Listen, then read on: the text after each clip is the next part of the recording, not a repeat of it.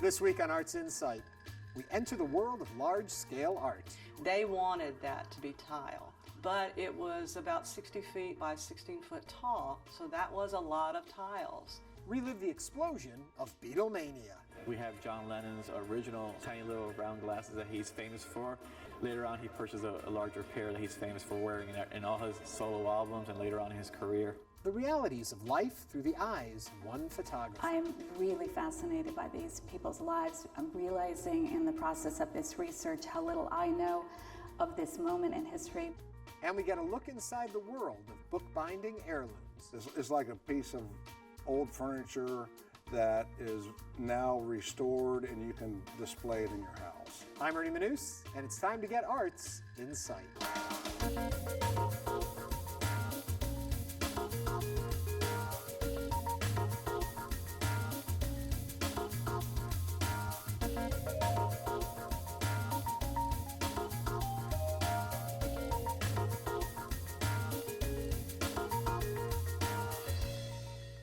Welcome to Arts Insight. Today, we're visiting Box13, an artist-run innovative environment whose sole purpose is the creation and advancement of experimental contemporary art. We'll take a look around in just a minute. But first, artist Suzanne Sellers never let the size and scope of her dreams limit her or her art, so she brings them to life in large-scale murals. My art is unique because it comes from me. It's a personal endeavor. It's a personal way to self-express. It speaks a language that kind of overrides any social, economic, racial, educational barrier. It enables you to integrate your mind, your body, and your spirit together in one activity. I'm Suzanne Elizabeth Sellers, and I'm an artist.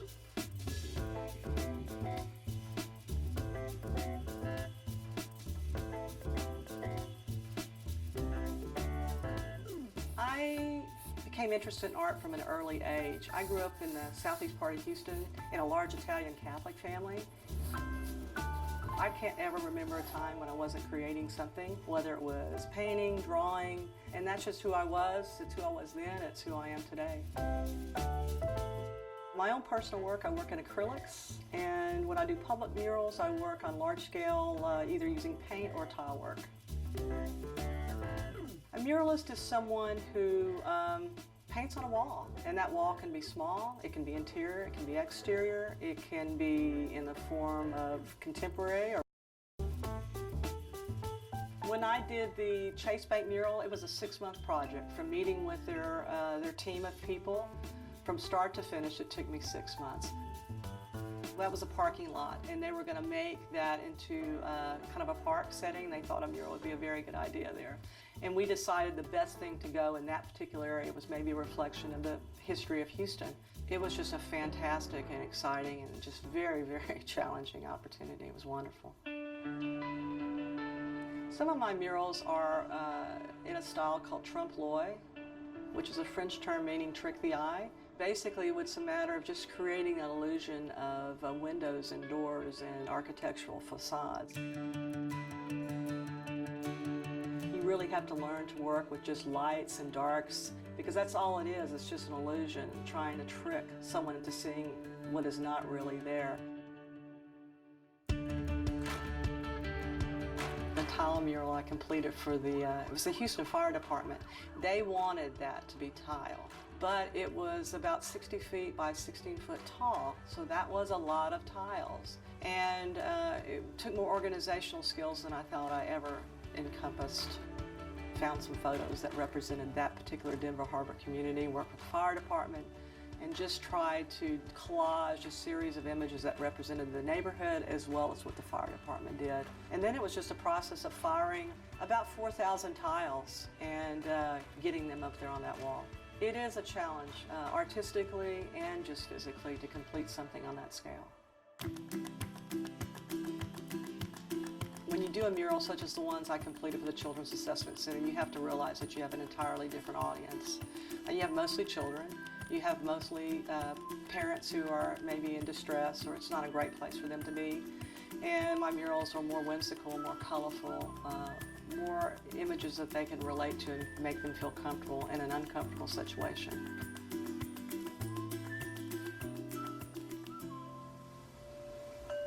When I'm doing a small scale work, what I do is I go out and I just search for maybe an inspiration. I may put it on the computer and edit it and just find the perfect way that I want to see it. Then I come to the canvas and begin to draw it out, usually with charcoal, and kind of loosely block it in, maybe with color. And that's when I start to fragment it, and then it slowly begins to focus and to take shape. My environment inspires my designs. I just look at everything that I see. The way the sunlight hits the trunk of a tree, or if I'm going downtown, I love the way the light may play against the buildings, or I see on a construction worker's helmet. Every artist brings something unique to their own artist because they take from their own experiences, their travels, their location, their history. As an artist, I've evolved into becoming more willing to take risks. I'm bolder, I'm brighter, I'm more confident, and I think that shows in my work.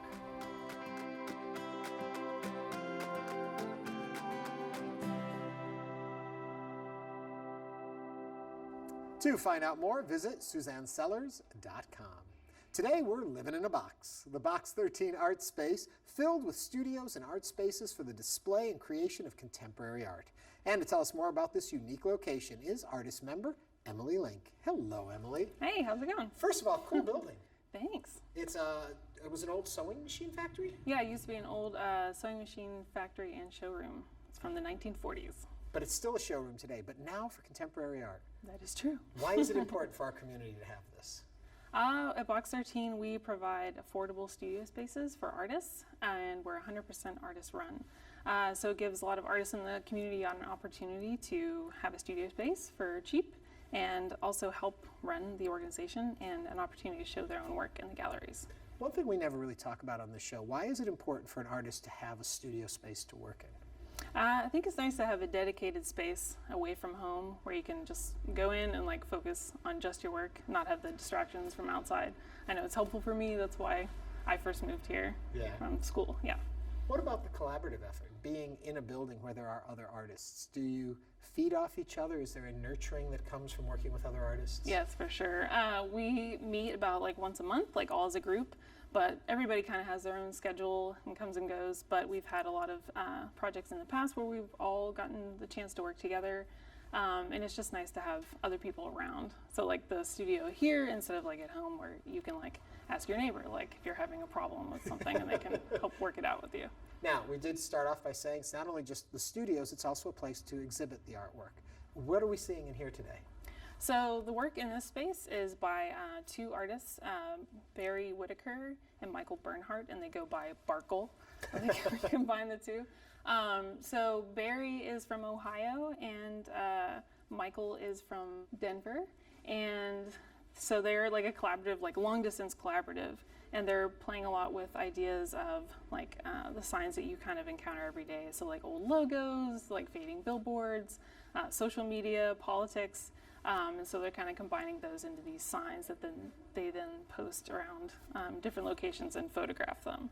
Ah, how cool. And these are the signs and those are the photographs. Yeah. Now, we also noticed when we were wandering around today, there are also classes that come over here. Yeah, some of our artist members also teach. So having a studio here allows them to have like a space to bring them in and like show them like alternative processes.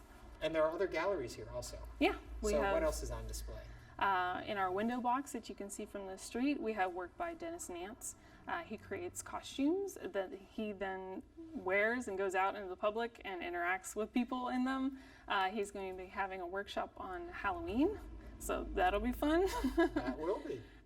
And on the second floor, we have work by an artist named Michael Stephen, and he works a lot with VHS tapes, and he's a big horror film fan. So he's investigating how horror kind of infiltrated the living room through the VHS, and he a lot of the pieces he'll take incinerated VHS tapes and then cast them into different objects. Well, fascinating. To find out more about what goes on here, where can people visit? Box13artspace.com. Perfect. Thank you so much. Thank you. As you know, space and location often help us to interpret the art we see or hear. Take, for example, the Beatles. At History Miami, you can refresh your Floridian Beatlemania memory or experience the Fab Four and their Miami connection for the very first time. Here's a look.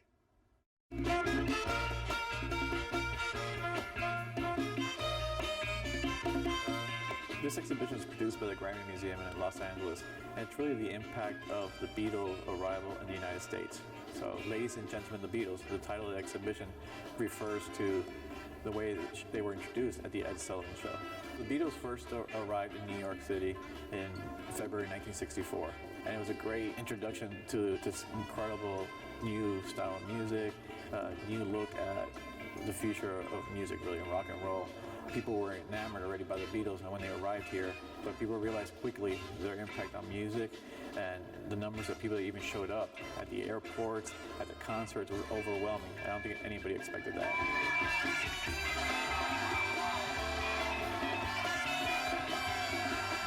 When the Beatles first arrived in the United States, in New York and in Miami, what you saw was an incredible outpour of fandom. You know, you see all the teen girls and boys all over the airport, hanging over the railings, pouring out of windows, trying to get a glimpse of the Beatles getting off the airplane and getting into their cars. Knowing that the Beatles were coming, we knew Love, Love Me Do. My sister was totally in love with the Beatles, and so we heard all the songs, and when they came on and Ed Sullivan introduced them, she just screamed along with everyone else in the studio audience during the whole performance, and that was it. And that was one of the great moments that one remembers.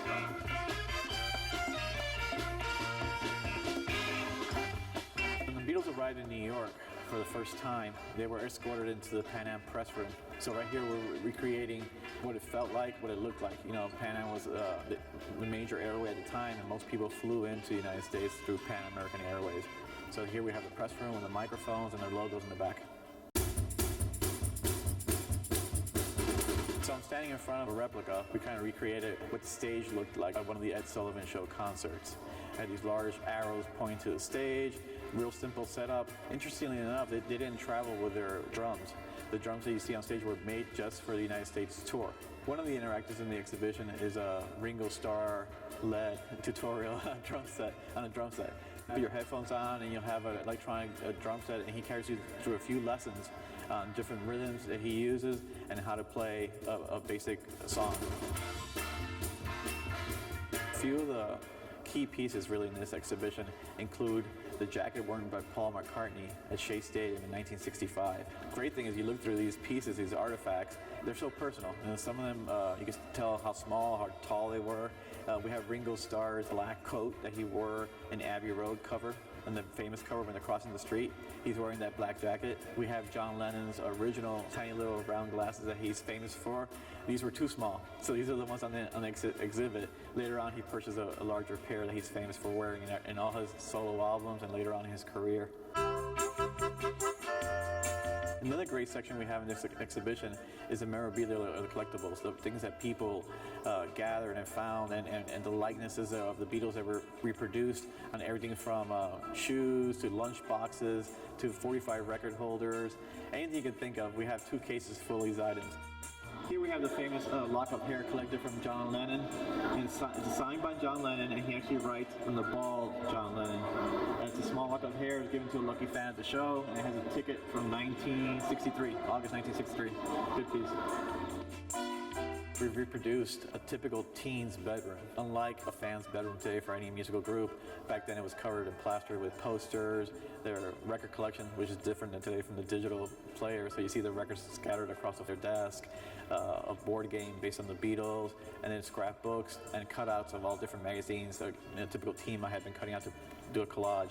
And it's a great piece because everybody walks by there and it brings back memories of growing up in the 60s listening to the Beatles. The popular component of the exhibition is the oral history booth that we have set up.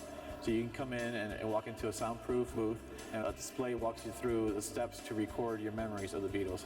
So people can go in there and talk about the first time they heard a Beatles song, or the first time they heard them in concert, or their memories about the Beatles. And these are all recorded for posterity. The LA Museum, the Grammy Museum in LA will use these and provide them and make them available for people, for future generations. This exhibition not only covers the Beatles' impact and their musicianship here in the United States, it also covers their beginnings, their origins, starting in a small town, Liverpool, and also their influences. So you'll see some artifacts from Elvis Presley, you'll see Ray Charles' jacket, James Brown's clothing, stage outfits. And at first people say, well, so why are these things in the exhibition? And if you listen to their accounts of how they got started in music and the roots of their music, it's influenced by all these different artists. You take away from this exhibition is that when you walk through and you realize that the Beatles were so popular and they had an incredible tour schedule. Within 2 years they toured 30 or 40 different places. These days a band usually only does one concert a week. So that led really to their burnout. After 2.5 years of touring the United States, they didn't come back. A couple of the reasons they cited were too many fans. Too many people, they couldn't even hear themselves play. The technology was different back then, the speaker systems, the microphones. So they were on stage playing and half the time they couldn't even hear themselves. And all those things led them to start thinking about really how they wanted to approach their music. Eventually it led to different styles of music being played. So the Beatles, after Fab 4, only lasted for 2.5 years. To learn more of what's going on at History Miami, visit historymiami.org. Now, more than 65 years ago, acclaimed photographer Gordon Parks set out to shoot photos of life under segregation with some very personal stories. The series was supposed to run in Life magazine, but it never saw the light of day, until the Boston Museum of Fine Arts dug into their history. It's always just been called young African-American couple in front of segregated movie theater. Didn't have a firm date, we didn't know anything about it. This was the picture that launched the Museum of Fine Art's Karen Haas on a curatorial quest to learn what brought photographer Gordon Parks back to Fort Scott, Kansas, his hometown, in 1950. What she uncovered was a trove, a comprehensive look at black life under segregation. He had the power to go back and tell the stories of African-American families, these friends of his, people who trusted him, who look right into his camera and, really believed that he would do right by them, that he had this opportunity to sort of counter all the stereotypes of African-Americans. This exhibition comprises the photographs Parks took on assignment for Life magazine. He had pitched the story, to return home to Kansas for an extremely personal take on segregation. He decides to go back and seek out his classmates from elementary school, and it turns out it was the entire class of 1927 that he was looking for, so all the 11 classmates, and to look at where their lives had gone and what their experience has been in the 20-plus years since he'd seen them. It wasn't easy for Parks to return home. Kansas and Fort Scott had been rife with racism throughout his hardscrabble childhood. He was the youngest of 15 children. His father was a tenant farmer, his mother was a maid. He described his life as having been discriminated against and really felt a need to get away. As he tracked down his classmates some 20 years after he'd last seen them, he found that nearly all had moved away, some to Chicago's South Side. He found one friend, Maisel, who was in very dire straits, and he described her as the class tragedy. She was living with an abusive husband who actually held up Gordon Parks with a gun and took all his money. She was the exception. By and large, Parks found his classmates, like himself, had improved their lives. Another one of the classmates had found a very good job at Campbell's Soup, which apparently was a factory that hired a lot of African-American workers. So some people were living very middle-class lives, but nearly all of the families that he met with were living in mostly African-American neighborhoods.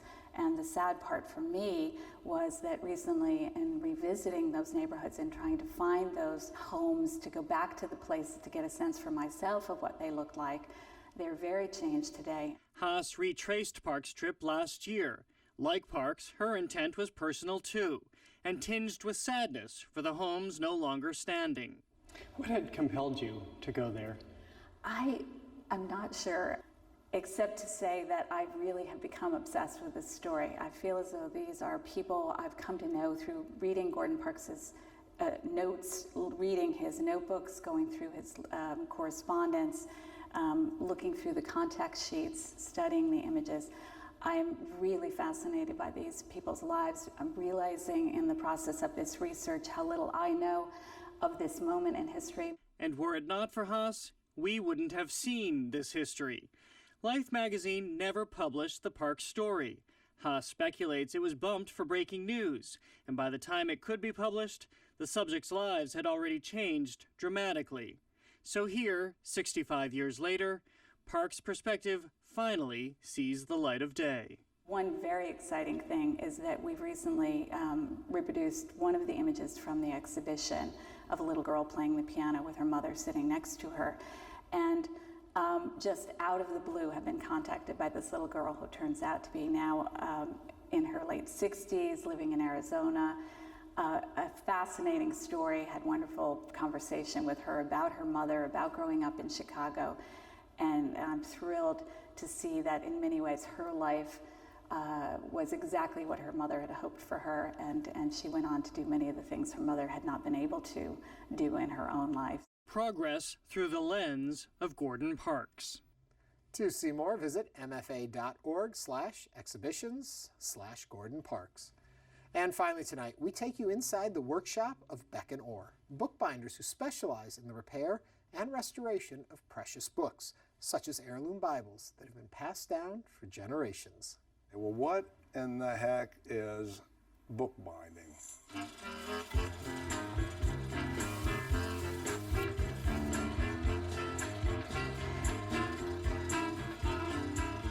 Beck & Orr is located here in the Westgate area, out on the hilltop. Well, we started at State and 3rd. It was right there where the Hyatt on Capitol Square is. And that was the original place in 1888. And now we've been out here for the last 25 years. Our customers are anybody that needs to have thesis bound, old Bibles bound. I'm gonna tell you what, this is old. To tell you the truth, it's really not in bad shape, except for the outside. I can't read German, so I don't know. Oh, 1765. So this one here has been around a while. And look at how they got that on the back, B-I-B-L-I-A. We hand set and do everything by hand, which you don't hear about that too much in these days of changing ways. We still do the hand foil stamping the way we used to back in the old days. We hand set our type. If you want to know the truth, it don't even look like this here goes to a Bible, but it says the Owl 1930. And when I opened it up, I said, well, here's the Holy Bible. And I've never really seen one like that. What I'm doing here is I'm taking getting the covers off of there and cleaning this here back all off of the old glue and so forth.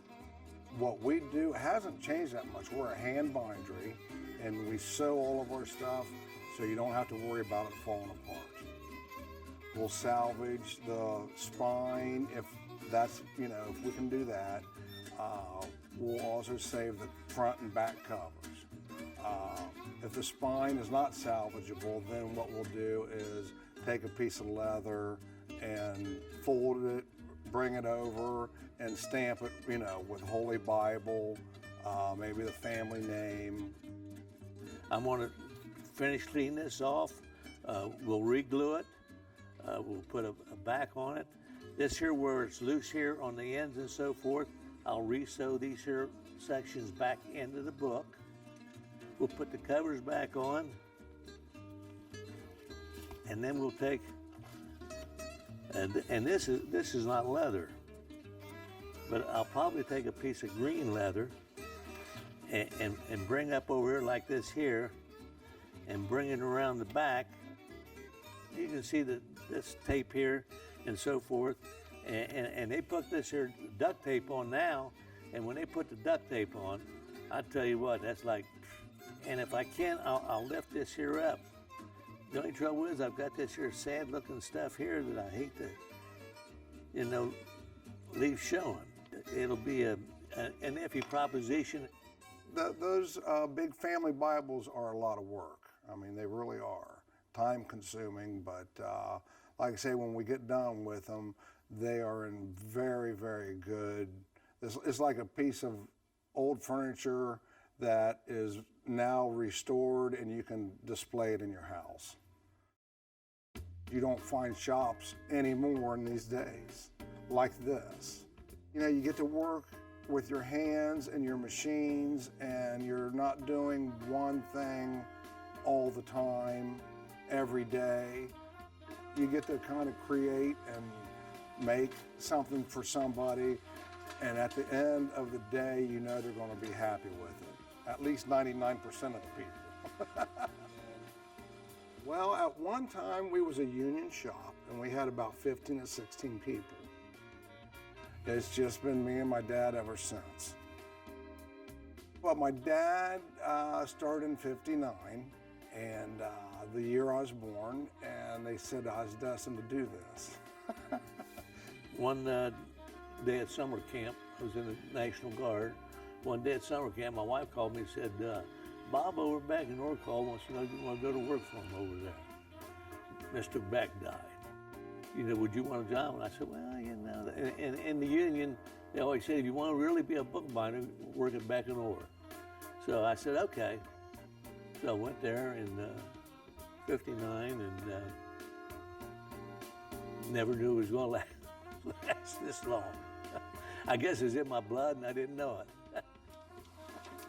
Well, we got a couple cutting machine that is probably from the 1930s. The way they were built back then, they stand the test of time. It's a unique business, and it's just fantastic working with my dad. To learn more, visit beckandorr.com. And that does it for another episode of Arts Insight. Thanks to Box13 Art Space for hosting us this week, and thanks to you for watching. For all of us here at Houston Public Media, I'm Ernie Manous. Have a great week.